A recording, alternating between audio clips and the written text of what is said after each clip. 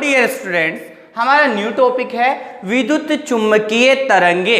विद्युत चुम्बकीय तरंगों को समझने के लिए सबसे पहले हमें इसका एक 3D डायग्राम बनाना पड़ेगा। तो देखो, सबसे पहले 3D डायग्राम में अपन क्या करते हैं, मैंने यहाँ पे एक डायग्राम बनाया हुआ है आपके लिए ऑलरेडी। मैं इसको आपको दोबारा बनाना बता देता हूँ, तो उसको साथ के साथ आप समझना। देखो, सबसे पहले हम यहाँ दो एक्सिस लेते हैं, एक तो एक्स एक्सिस लेंगे और दूसरी क्या लेंगे अपन, वाई एक्सिस ले लेंगे। तो देखो यहाँ पर ये एक तो अपन ने वाई एक्सिस ले ली और दूसरी हमने क्या ले ली, यहाँ पर ये एक्स एक्सिस हमने ले ली, दोनों एक्सिस ले ली हमने। अब देखो, एक पे एक्स और दूसरे पे क्या ले लिया हमने, वाई, और तीसरी एक्सिस जो हम ले रहे हैं वो कौन सी हो जाएगी, जेड। सभी जानते हो ये क्या है, एक 3D डायग्राम है। अब इसमें हमें क्या करना है, ये कोई बिंदु है, इस बिंदु पर अपन जोर से चोट करेंगे। तो जब किसी विद्युत आवेशित कण को, कोई विद्युत आवेशित कण है, इसको त्वरित किया जाता है, इस पे चोट मारेंगे तो त्वरित होगा, कंपन करेगा, वाइब्रेशन। तो इससे दो तरंगे होगी, एक तो ये ऐसे निकलेगी, देखो तरंग बनानी कैसे हमें, इस तरह से आगे चलती जाएगी, कितनी भी बड़ी आप बना सकते हो, बना दी हमने। अब देखो, इस किरण को तो हम यहां से ऐसे मिलाते जाएंगे, ऐसे। जब इसको अपन ऐसे मिलाएंगे तो इसको भी अपन ऐसे मिलाते जाएंगे, तो कोई प्रॉब्लम नहीं है यहां तक आपको, ये मिला दी हमने। और भी आगे तक इसको लेंगे तो ऐसे कैसे हम मिला देंगे। ये जो इसका पहला घटक उत्पन्न हुआ है, ये है विद्युत क्षेत्र घटक। विद्युत क्षेत्र घटक, दो क्षेत्र घटक होते हैं, एक तो विद्युत क्षेत्र घटक और दूसरा चुंबकीय क्षेत्र। विद्युत क्षेत्र घटक मैंने आपको बना दिया। अब देखो आप, ये मैंने यहाँ पर वही डायग्राम बना रखा है, एक्स एक्सिस ली, वाई एक्सिस ली, जेड एक्सिस ली। ये क्या है, विद्युत आवेशित कण है, इसको अपन ने क्या किया है, यहाँ पर त्वरित किया है। तो इसको मैं यहाँ लिख सकता हूँ कंपनकारी स्रोत, जहाँ से हम वाइब्रेशन उत्पन्न करेंगे, उत्पन्न होगा, ये कंपनकारी स्रोत ले लिया आपने। यहाँ पर जैसे ही इसको त्वरित किया तो एक तो ये तरंग बनी, देखो ये वाली, जो विद्युत क्षेत्र घटक के रूप में कार्य करती है, विद्युत क्षेत्र तरंग के रूप में। दूसरी ये इस तरह से, तो दूसरी को आप क्या करोगे बेटा, थोड़ा सा ध्यान रखना है, अपन को डिफरेंट पेन से बनाओ या फिर पेंसिल से बना लो आप। तो क्या करना है, अपन को नीचे से लेना है, ऐसे तिरछी लेना है, ये ऐसे तिरछी करके ले लोगे, फिर इसको ऐसे जाके ऐसे, फिर इसको ऐसे चलती जाएगी, तो ये दूसरी तरंग हो गई। दूसरी तरंग को अब क्या करना है अपन को, जो बनी है इस दूसरी तरंग को हम यहाँ पर चुंबकीय क्षेत्र घटक के नाम से जानेंगे। तो नाम लिख देंगे चुंबकीय क्षेत्र घटक। ले लिए हमने दोनों घटक, विद्युत क्षेत्र घटक और चुंबकीय क्षेत्र घटक। इसको कैसे बनाओगे, इसको तो सीधा बनाया था विद्युत क्षेत्र घटक को, और इसे हम क्या करेंगे, थोड़ा तिरछा बनाएंगे। तो सेम डायरेक्शन ले लेंगे अपन, ऐसे ले लिया हमने। देखो बना देंगे, ऐसे कैसे बनाते हुए चलेंगे। डायग्राम बनाना आना चाहिए बेटा आपको, क्योंकि बुक्स में क्या होते हैं, ये 3D डायग्राम है जो गलत आते हैं। हम यहाँ पर सही बना रहे हैं इंटरनेट की सहायता से, तो कम से कम हमें वो सीखना है जब मेहनत कर रहे हैं। तो इसको हम क्या कर देंगे, तिरछा कर देंगे, ऐसे बन गया हमारा दूसरा। तो ये चुंबकीय क्षेत्र घटक हो गया। और ये दोनों घटक की एक विशेषता होती है कि एक दूसरे के परस्पर लंबवत होते हैं।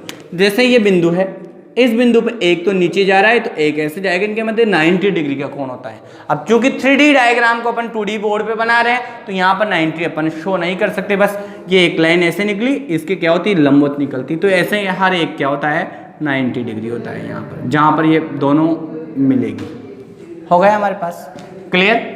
ये यहाँ पर अपन ने ऐसे ले दिया। अब इसी तरंगों को, दोनों को सम्मिलित रूप से हम क्या बोलते हैं, विद्युत चुम्बकीय तरंगे बोलते हैं। संचरण की दिशा क्या होगी दोनों की, देखो ये इस दिशा में दोनों क्या हो रही है, गति कर रही है। ये भी ये तरंग भी इसी दिशा में गति कर रही है इधर, और दूसरी भी क्या हो रही है, इसी दिशा में गति कर रही है। तो ये क्या हो जाएगी, संचरण की दिशा। ध्यान से समझना है बेटा इसको, संचरण की दिशा। हो गए, ये हमारा डायग्राम कंप्लीट है। आपको डायग्राम कॉफी वाला नहीं बनाना है, ये वाला डायग्राम बनाना है आपको, ये विशेष ध्यान रखना। आपको वीडियो को पॉज कर लेना और उसमें से आराम से ये बन सकता है। अब देखो सबसे पहले बेटा हम क्या करेंगे, यहाँ पर हम बात करेंगे कि विद्युत चुम्बकीय तरंगे किसे कहते हैं। तो हम डेफिनेशन देते हैं, हम जब किसी विद्युत आवेशित कण को, ये कोई विद्युत आवेशित कण ले लिया हमें, जब इसको त्वरित किया जाता है, त्वरित करेंगे, चोट मारेंगे तो वाइब्रेशन करेगा, कंपन करेगा, तो इससे क्या होता है, दो घटक, एक तो विद्युत क्षेत्र घटक और दूसरा ये चुंबकीय क्षेत्र घटक उत्पन्न होते हैं। और ये दोनों घटक एक दूसरे के लंबवत, देखो ये एक ऐसे हैं, एक काटता हुआ निकल रहा है, एक दूसरे के लंबवत एक ही दिशा में क्या करते हैं, गति करते हैं, जिन्हें सम्मिलित रूप से हम विद्युत चुम्बकीय तरंगों के नाम से जानते हैं। ध्यान से समझना, आप अच्छे से समझ में आना चाहिए। सबसे पहले हम क्या कहेंगे, जब कोई विद्युत आवेशित कण है, इसको जब त्वरित किया जाता है तो इसमें दो क्षेत्र घटक, विद्युत क्षेत्र घटक और दूसरा चुंबकीय क्षेत्र घटक उत्पन्न होते हैं, और दोनों एक दूसरे के लंबवत एक ही दिशा में क्या होते हैं, संचरित होते हैं। इन्हीं तरंगों को हम सम्मिलित रूप से विद्युत चुंबकीय तरंगे कहते हैं। क्लियर है यहाँ तक डेफिनेशन आपके। अब देखो इस विद्युत चुम्बकीय तरंगों को तो हमने बना दिया, इसके बाद विद्युत चुम्बकीय तरंगों के कुछ गुणधर्म होते हैं। विद्युत चुम्बकीय तरंगों के कुछ गुणधर्म को समझने के लिए देखो, पहला तरंगदैर्घ्य वेवलेंथ होती है, दूसरा आवर्ती फ्रीक्वेंसी होती है, आवर्तकाल टाइम पीरियड, वेग वेलोसिटी, तरंग संख्या वेव नंबर और आयाम एम्पलीट्यूड। इन सभी को हमें क्या करना है, एक एक करके समझना है। अब देखो इनमें से आपके पूछा जाता है विद्युत चुम्बकीय तरंगों के गुणधर्म बताइए, तो पूरा भी पूछ लेता है वो एक साथ 3 नंबर में, और पूरा नहीं पूछे तो आपसे एक एक या उसके न्यूमेरिकल जरूर पूछता है, यानी इसमें से 100% अपने क्वेश्चंस आता है टॉपिक में से। तो पहली चीज की अपन बात करते हैं तरंगदैर्घ्य।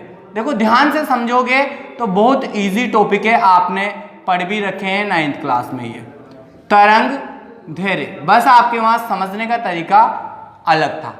तरंगदैर्घ्य को, ये जो चिन्ह होता है ना लाइन, इसको ऐसे खींच देते हैं, इसको लैम्डा बोलते हैं।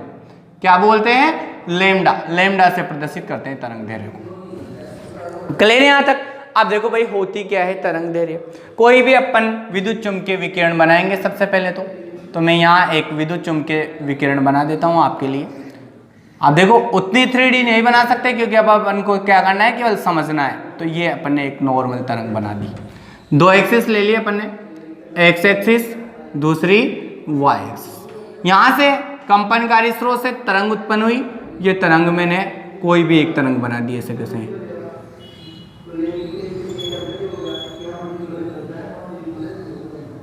बना दी। अब ध्यान देना बेटा आप इसमें विशेष रूप से, किसी भी तरंग में उसमें 2 चीजें होती है, एक तो उच्चिष्ट जिन्हें हम श्रृंग बोल सकते हैं, और एक होता है निम्निष्ट। ये जिस लाइन के ऊपर ये जो दिख रहे हैं ना आपको, ये वाले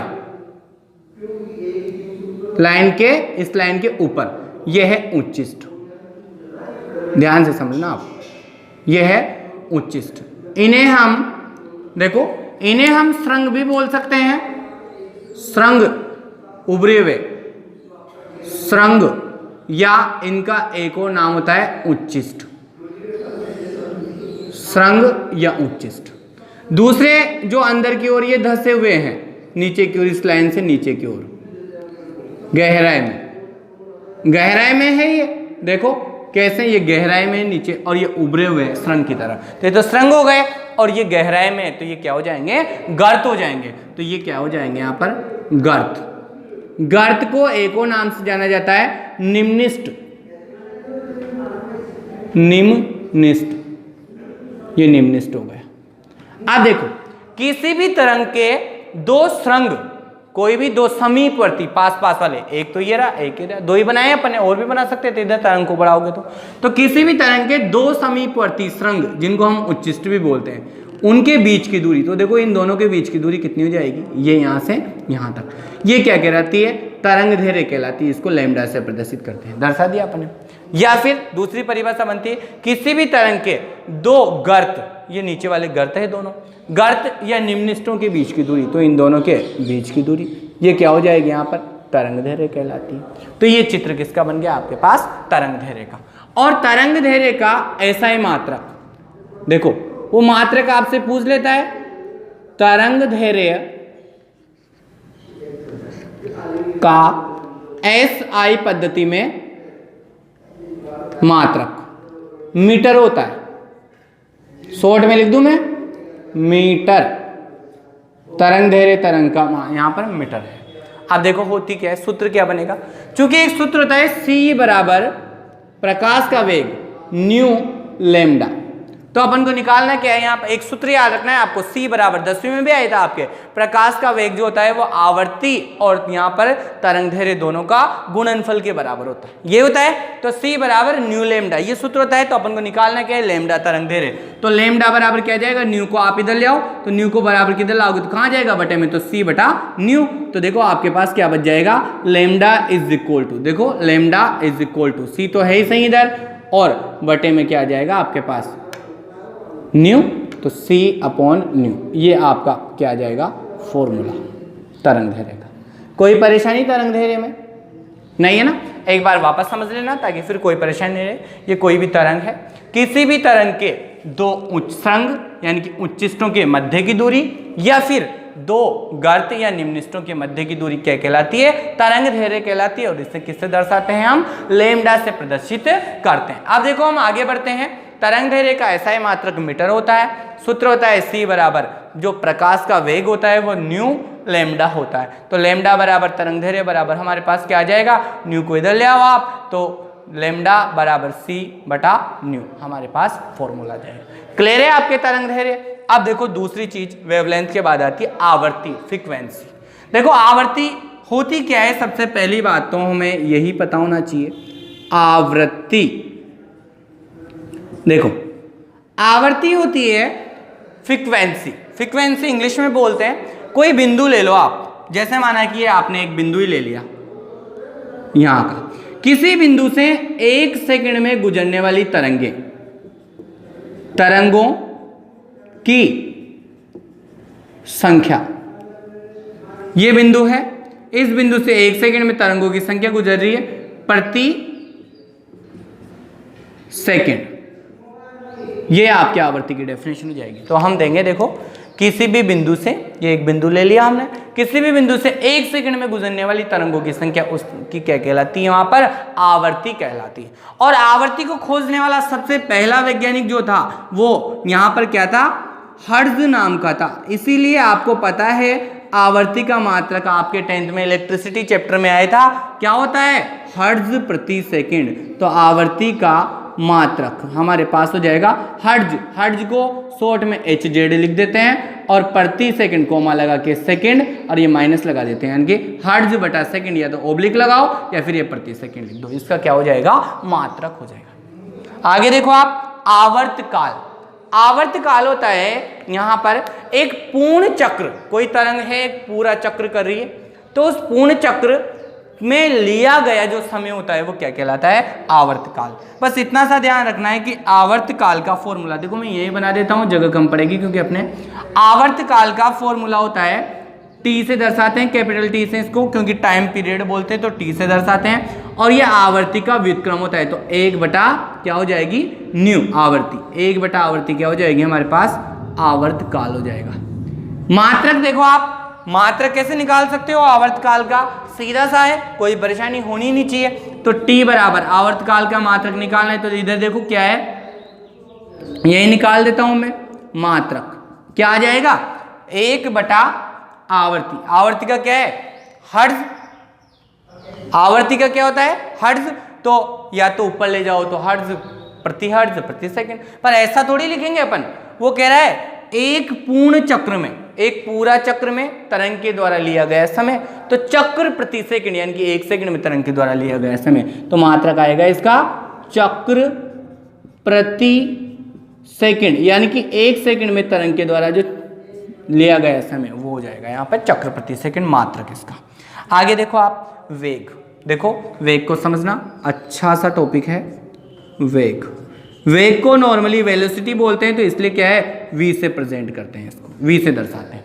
वेग क्या होता है आप जानते हो, इकाई समय में तय की गई दूरी तो वेग कहलाता है। तो वहां तरंग का वेग पढ़ रहे हैं अपन, तो किसी तरंग के द्वारा 1 सेकंड में तय की गई दूरी उस तरंग का क्या कहलाता है, वेग कहलाता है। और चूंकि जो प्रकाश का वेग होता है, ध्यान दो मैंने आपको बताया था, प्रकाश का वेग c इज इक्वल टू क्या होता है, प्रकाश का वेग c is equal to new lambda, यानी कि हिंदी नहीं लिख रहा हूं मैं, c क्या है, प्रकाश का वेग बराबर क्या होता है, आवर्ती इंटू तरंग दैर्घ्य दोनों का गुणनफल होता है। चूंकि हमें c यहाँ प्रकाश का वेग है, अगर प्रकाश की जगह अन्य वेग होगा तो उसके स्थान पर हम क्या करते हैं, v का उपयोग करते हैं। तो ये क्या हो गया, वेग हो जाएगा हमारे पास। अब देखो वेग की अपन बात करें तो वेग का मात्रक क्या होगा, 1 सेकंड में तय की गई दूरी, तो मात्रक वेग का मात्रक हमारे पास आ जाएगा, देखो मीटर प्रति सेकंड। 1 सेकंड में तय की गई दूरी कितने मीटर तय कर रहा है, यस यहाँ पर मीटर की जगह और कोई भी लंबाई का मात्रक हो सकता है, तो मीटर प्रति सेकंड हमने यहाँ क्या लिख दिया,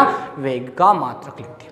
सूत्र आ गया हमारे पास। उसके बाद हमारे पास आती है तरंग संख्या, वेव नंबर। तो देखो मैं इधर समझा देता हूं आपको तरंग संख्या को।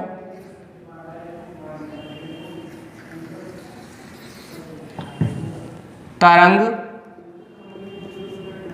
संख्या, वेव नंबर, इसको न्यू, देखो तरंग न्यू तो क्या था, आवर्ती थी हमारी। अगर न्यू के ऊपर ऐसे चिन्ह लगा देता हूं मैं तो ये न्यू बार हो जाता है। न्यू बार को तरंग संख्या के नाम से जानते हैं। क्लियर है आपके। और तरंग संख्या तरंग दैर्घ्य का व्युत्क्रम होती है, उल्टा होती है। तो देखो न्यू बार तरंग संख्या इज इक्वल टू क्या जाएगा, 1/λ, यानी कि लैम्डा का व्युत्क्रम क्या हो जाती है, तरंग संख्या। मात्रक निकालोगे आप, मात्रक क्या आ जाएगा हमारे पास, देखो न्यू बार का मात्रक निकालना है 1/λ, तो ये 1/λ। लैम्डा क्या है, तरंग दैर्घ्य, और तरंग दैर्घ्य का मात्रक क्या बताया अपन ने, मीटर। ये मीटर, मीटर को ऊपर ले जाओगे आप तो क्या हो जाएगा, प्रति मीटर। हमारे पास मात्रक आ जाएगा, प्रति मीटर मात्रक आ गया इसका। अब देखो इसके बाद और क्या बचा हमारे पास, तरंग संख्या के बाद आयाम बचा हमारे पास। आयाम क्या होता है, किसी भी तरंग के जो श्रृंग की ऊंचाई, ध्यान दो ये तरंग है, इसके श्रृंग की ऊंचाई कितनी है, यहां से यहां तक मैं बना देता हूं। अगला आयाम, इस बॉल ऐसे दर्शाते हैं इसको। ये कोई अपन ने तरंग बना दी, देखो 2 एक्सिस ली थी अपन ने, एक्स वाई, इसका श्रृंग ले लिया मैंने, ये श्रृंग ऊपर का, इसकी ऊंचाई h और ये गहराई नीचे, यही है।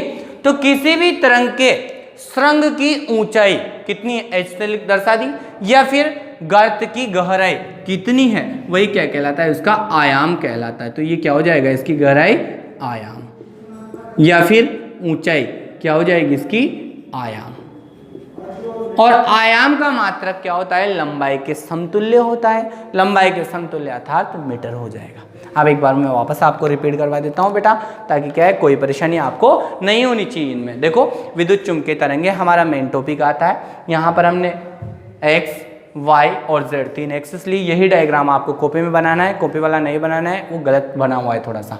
कंपनकारी स्रोत है ये, कण कौन सा है यहाँ पर, विद्युत आवेशित है। जब किसी विद्युत आवेशित कण को चोट मारेंगे, त्वरित करेंगे, तो क्या होता है, इससे यहाँ पर विद्युत क्षेत्र और दूसरा क्या है, ये यहाँ पर चुंबकीय क्षेत्र, 2 घटक उत्पन्न होते हैं। और ये दोनों घटक एक दूसरे के लंबवत क्या होते हैं, एक ही दिशा में गति करते हैं, जिन्हें हम विद्युत चुंबकीय तरंगों के नाम से जानते हैं। क्लियर है आपके यहाँ तक। अब विद्युत चुम्बकीय तरंगों के गुणधर्म की बात करते हैं। पहला गुणधर्म आता है तरंग दैर्घ्य। तरंग दैर्घ्य को लैम्डा से प्रदर्शित करते हैं, इंग्लिश में अपन वेवलेंथ के नाम से जानते हैं। होती क्या है भाई, ये कोई तरंग है, एक्स एक्सिस ले ली, वाई ले ली, ये तरंग बना दी अपने। ये यहाँ से इस लाइन के ऊपर जो बचते हैं उसको श्रृंग या उच्चिष्ट बोलते हैं, और नीचे की जो रहते हैं उसको गर्त या निम्निष्ट बोलते हैं। तो किसी भी तरंग के 2 श्रृंग, ये 2 श्रृंग ले लिए, या उच्चिष्टों के बीच की दूरी, ये बीच की दूरी तरंग दैर्घ्य कहलाती है, या फिर 2 गर्तों के यहाँ पर बीच की दूरी तरंग दैर्घ्य कहलाती है। तो हम कहेंगे किसी भी तरंग के 2 श्रृंग या उच्चिष्टों के मध्य की दूरी या फिर 2 गर्तों के बीच की दूरी क्या कहलाती है, तरंग दैर्घ्य कहलाती है। और तरंग दैर्घ्य का जो SI मात्रक होता है वो क्या होता है, मीटर होता है। चूंकि हम जानते हैं C बराबर प्रकाश का वेग क्या होता है, आवर्ती और तरंग दैर्घ्य का गुणनफल होता है। तो C बराबर न्यू लैम्डा, तो लैम्डा बराबर क्या जाएगा, न्यू को इधर ले जाओ, तो लैम्डा बराबर C बटा न्यू, तरंग दैर्घ्य का फॉर्मूला आपके पास आ जाएगा। आगे देखो आप, दूसरा गुणधर्म है आवर्ती, फ्रीक्वेंसी। फ्रीक्वेंसी, आवर्ती का मतलब होता है कि किसी भी बिंदु, माना कि ये एक बिंदु ले लो आप, इस बिंदु से, माना कि ये कोई भी एक बिंदु ले लो, अब इस बिंदु से यहाँ पर क्या कर रहे हैं, 1 सेकंड में कितनी तरंगे यहाँ पर पार कर जाए। तो ये बिंदु ले लिया, इस बिंदु से 1 सेकंड में गुजरने वाली तरंगों की संख्या उस तरंग की क्या कहलाती है, आवर्ती फ्रीक्वेंसी कहलाती है। और चूंकि 1 सेकंड में गुजर रही है तो यहाँ पर मात्रक क्या हो जाएगा, तरंग का यहाँ पर आवर्ती का मात्रक तो हर्ट्ज होता है, और 1 सेकंड में गुजर रही है तो प्रति सेकंड, हर्ट्ज प्रति सेकंड, यानी कि प्रति सेकंड में गुजरने वाली तरंगों की संख्या क्या कहलाएगी, उसकी आवर्ती कहलाती है। आगे चलो वेग की बात करते हैं। वेलोसिटी बोलते हैं इंग्लिश में, तो इसको v से दर्शा देते हैं। वेग क्या होता है आप जानते हो, इकाई समय में तय की गई दूरी तो वेग कहलाता है, परंतु अपन को यहाँ वेग किसका निकालना है, तरंग का। तो किसी तरंग के द्वारा इकाई समय में तय की गई दूरी एक निश्चित दिशा में क्या कहलाता है, उस तरंग का वेग कहलाता है। और चूंकि हम जानते हैं इस वेग के स्थान पर अगर अपन प्रकाश का वेग ले तो प्रकाश का वेग, सूर्य की किरणों का वेग c बराबर क्या होता है, न्यू लैम्डा होता है। तो अपन जानते ही है। तो और मात्रक क्या हो जाएगा, मीटर प्रति सेकंड, यानी कि 1 सेकंड में तय की गई दूरी मीटर में माप लेंगे अपन, वो क्या हो जाएगा, वेग का मात्रक आ जाएगा हमारे पास। आगे देखो हम अगला गुणधर्म आता है हमारे पास आवर्तकाल। आवर्तकाल होता क्या है, किसी भी एक पूर्ण चक्र या फिर हम कह सकते हैं कंपन, कोई भी तरंग है वो एक पूरा चक्र करेगी या फिर कंपन के लिए एक पूरा कंपन वाइब्रेशन करे वो, तो किसी भी एक पूर्ण चक्र या एक कंपन में लगा समय, कितना समय लगता है एक वाइब्रेशन में किसी भी तरंग को, वो समय क्या कहलाता है, उसका आवर्तकाल, टाइम पीरियड इंग्लिश में कहते हैं। इसलिए इसको कैपिटल T से प्रदर्शित करते हैं। और ये हमेशा क्या होता है, आवर्ती का व्युत्क्रम, तो 1/ν हो जाएगा, तो ये इसका फॉर्मूला जाएगा। चक्र प्रति सेकंड, यानी कि एक चक्र के लिए तय वहां दूरी थी तो चक्र प्रति सेकंड, इसका हमें मात्रक याद रखना है। उसके बाद देखो वेलोसिटी, वेग आ गया हमारे पास। तरंग संख्या, वेव नंबर। तरंग संख्या क्या होती है भाई, जो आवर्ती होती है न्यू के ऊपर बार लगा देते हो तो तरंग संख्या का प्रतीक बन जाता है। तरंग संख्या तरंग दैर्ध्य का व्युत्क्रम होता है। तो एक एकांक क्षेत्र में गुजरने वाले, देखो ये क्या है, एक इकाई ले लिया, एकांक क्षेत्रफल ले लिया, एकांक क्षेत्रफल में गुजरने वाली तरंग दैर्ध्य की संख्या क्या कहलाती है, उसकी तरंग संख्या न्यू बार कहलाती है। तो न्यू बार बराबर क्या हो जाएगा, 1/λ, एकांक 1/λ आ जाएगा। तो ये हमारे पास फॉर्मूला आ जाएगा। मात्रक क्या हो जाएगा, देखो न्यू बार का बराबर 1/λ, लैम्डा का मात्रक क्या होता है, मीटर, मीटर ऊपर जाएगा तो मीटर इनवर्स इसका मात्रक आ जाएगा तरंग संख्या का। आयाम की बात करते हैं। अगला गुणधर्म है हमारा विद्युत चुम्बकीय विकिरणों का।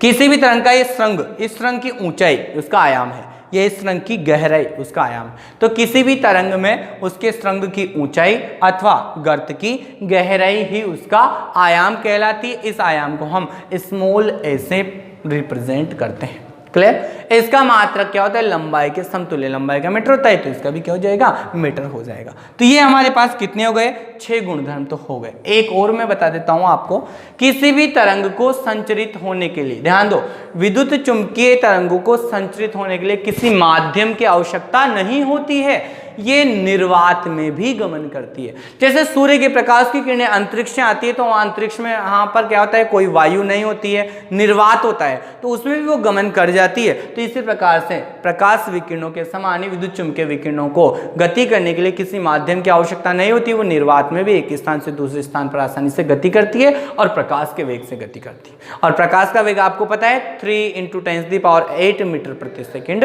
होता है। क्लियर बेटा यहाँ तक। अब यहाँ तक आप पढ़ो, इनको अच्छे से समझो, फॉर्मूले याद करो, फिर कल हम इसके क्या करने वाले हैं, न्यूमेरिकल्स करने वाले हैं। ठीक है। Thanks for watch me.